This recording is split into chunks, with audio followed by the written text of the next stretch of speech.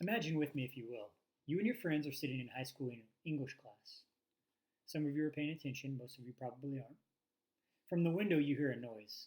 It sounds like a low flying aircraft, but not just one, many. Curiosity gets the best of you. You all scramble to the window. You look outside, and on the tail of these aircraft, you see a foreign flag, and out of the back, hundreds of airborne paratroopers parachuting in. Nervously, you think to yourself, how are we going to defend ourselves? What are we going to do? I've done extensive research on mandatory national service. The pros, the cons. I've researched countries that have adopted it, countries that have abolished it. And I've taken a specific look at the benefits to the United States of adopting mandatory national service. If the United States adopted mandatory national service, it would give its citizens a greater level of national unity, provide for a higher level of government involvement, and give its citizens greater skills that they could use, not only during their time of service, but long afterwards. Let's take a look at its greater level of national unity.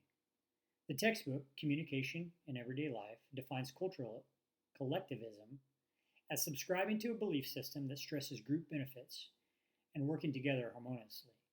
This is the foundation and a major tenet of national service.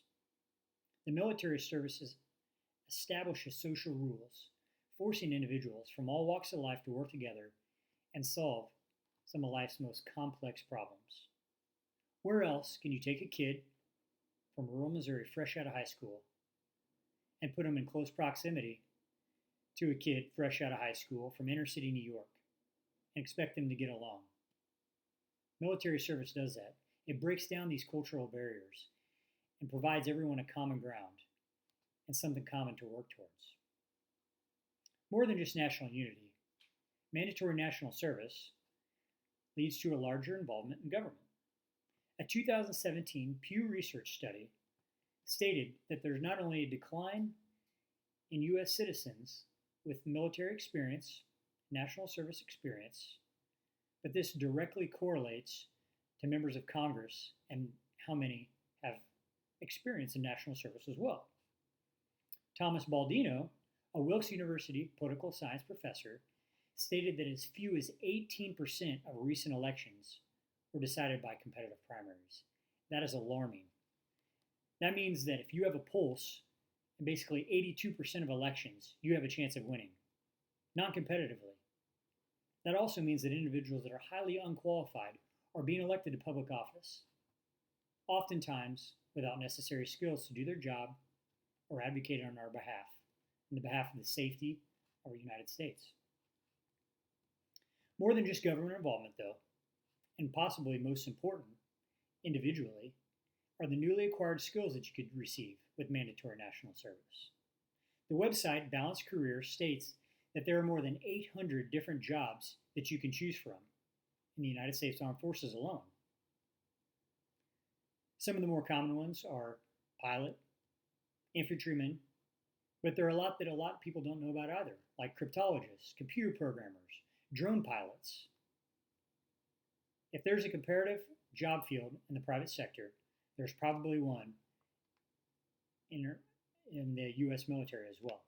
And you could get this with mandatory national service, vocational training that you don't have to pay for, that you could use during service and long afterwards as well.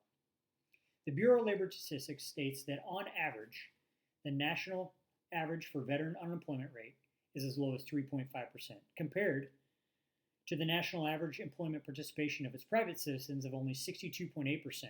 That is a wide margin. So not only could you leave national service with skills that you wouldn't otherwise have the opportunity to gain, but statistically speaking, you're going to remain employed longer and be without a job less often.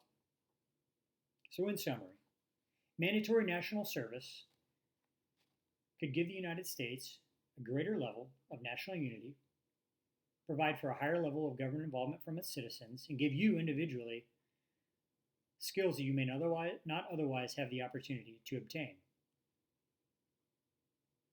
So I'll leave you with this. The United States is full of competent and able-bodied citizens who I believe really want the best for the country and its citizens.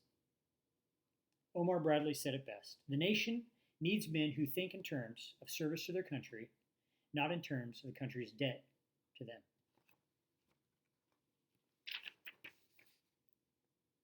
Speaker notes.